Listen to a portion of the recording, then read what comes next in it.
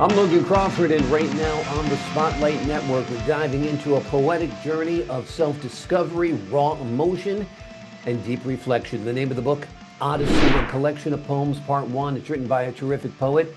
His name is Cascade Hairston, and he takes readers on an introspective adventure, capturing the beauty, complexity, and the human experience through vivid imagery and powerful storytelling. If you love poetry that resonates with the soul and sparks personal reflection, this collection is a must-read.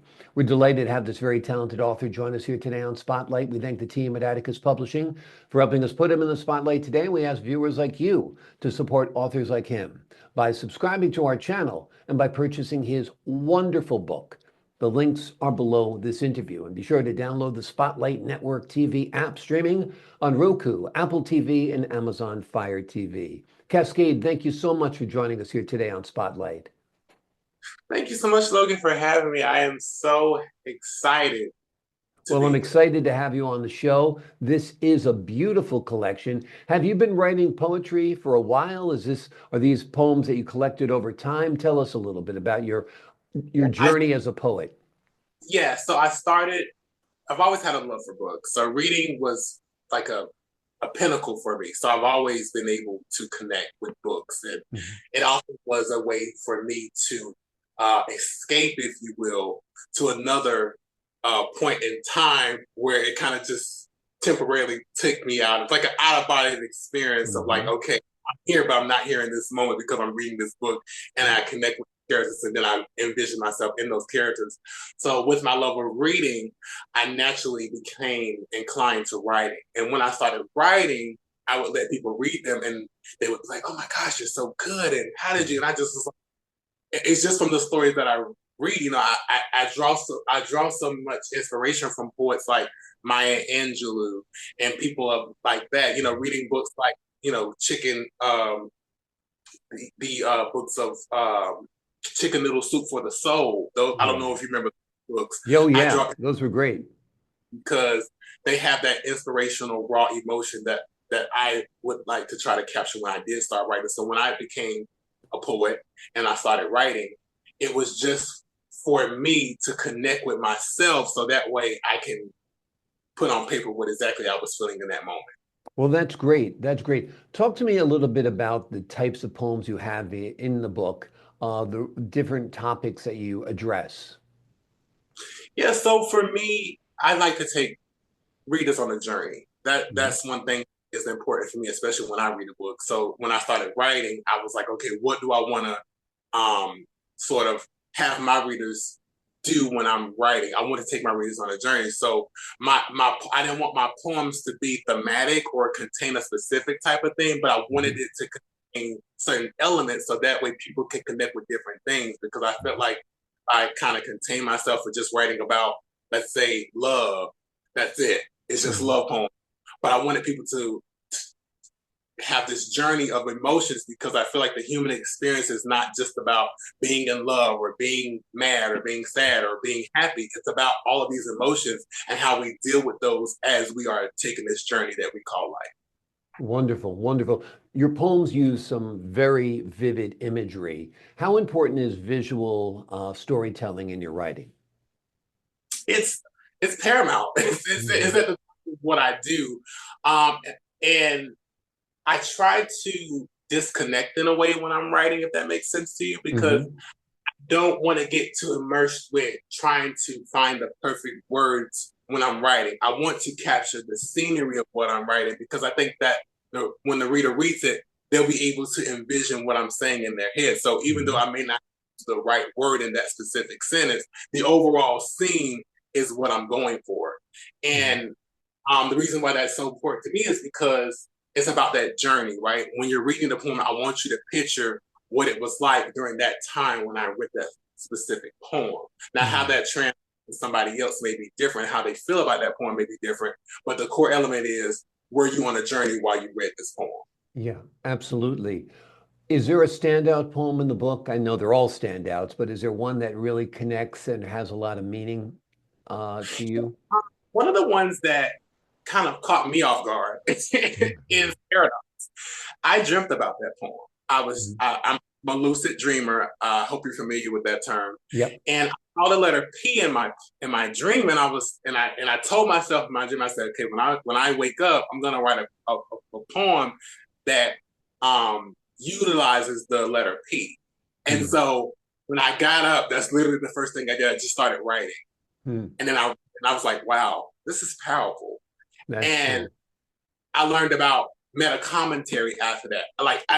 It's such an out of body experience that I write, and I learn about all these different literary devices that I use unconsciously. And I think that's what has been the special part for me, is learning about these literary devices while still writing these poems. But Paradox is my favorite poem out of the whole book. Great. Do you know it offhand? Could you recite it, or do you have the book handy? I don't want to put you on the spot. Picturesque.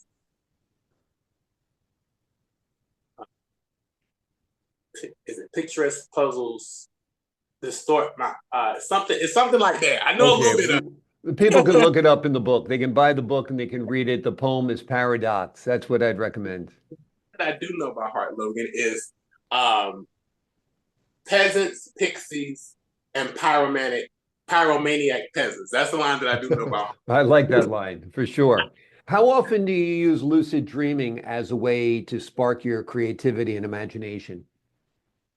It was really a competitive thing. Like, it wasn't nothing that I did consciously. So it was kind of just like I saw the letter and I was like, well, I haven't never did that, so let me try that.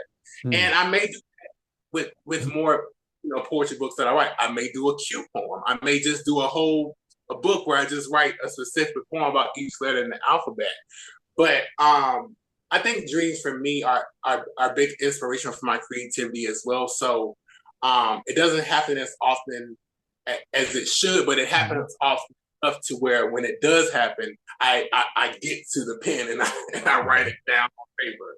Exactly. Now, this book is entitled in part one. Is there a part two coming, or is it already out there? So part two is coming. It will not be called Odyssey. Okay. Every book that I write about poetry is going to be named something different. But so the next book, just so you guys get a hint, the Mhm. next book is called Kaleidoscope, and it'll be a collection of poems, part two. Wonderful. Is Odyssey your first book that you've had published? Yes, it is. Yeah. So that must be a wonderful feeling, a great accomplishment. Yeah, I'm glad because I was technically already published online digitally, but I never had it like a physical copy. And Right. that for a lot of readers, even in the technological age that we're in, people still prefer having a hard book. And I'm one of those people that I need a book in my hand. And so I was like, I need to get these in a book and be able to say, this is my work. This is Yeah. what I've had. This is a testament of what I have done and what I have accomplished. Sure, it feels more real if you can pick it up and it's right there, right? Tangible. Yeah, exactly, exactly.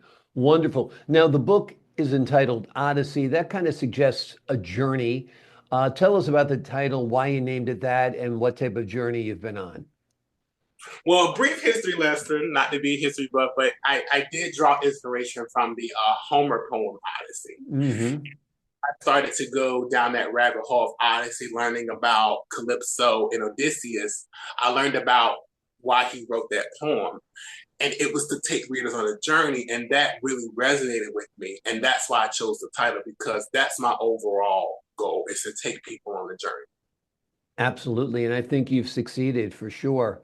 Thank So, you. tell us a little bit about where you think your writing career will go. You've got this book out there, you've got another book of poetry. Are you going to stay in poetry, or do you think you'll start writing some novels and so forth as well? Um, I really like poetry. I have done spoken word in my city before. I kind of like that scene as well. It's definitely my wheelhouse. Not to say that I can't write a book or Yep. I won't write a book, but poetry is just where I see myself at right now because I've just been doing it so long. Like, I remember being in school and my teachers would even post my poems around the school, so people would be like, "You Wonderful. wrote that?" Yeah, I wrote that. That's So cool. right now it's poetry, but I mean, the sky's the limit. I could write a novel, Exactly. but I Exactly. people know that this is where I started, but it's not where I'm going to end. Has anybody ever put your poems to music? I mean, they could be song lyrics also, right? They could. I haven't had that done. I would like it done. I mean, when you Exactly. do sometimes there are different depending on where you go. Sometimes people will have like lo-fi music in the background, Yeah. but it hasn't like officially done. So that may be something that I'll look into as well. Do you do the coffee shop circuit? Do you do some readings and stuff like that? Yeah, I've done that before. I haven't done it recently, but I was in the circuit before. I stopped for a while right before the pandemic. But Yeah, I think the working part is what I liked about it most because you get to you get to meet other local poets who are doing the sure. same thing, and everybody's spoken word style is different. So you get to learn about different people's inflections and how they deliver and how they get the crowd enthused about their work. So that part is also another part that I enjoy about it as well.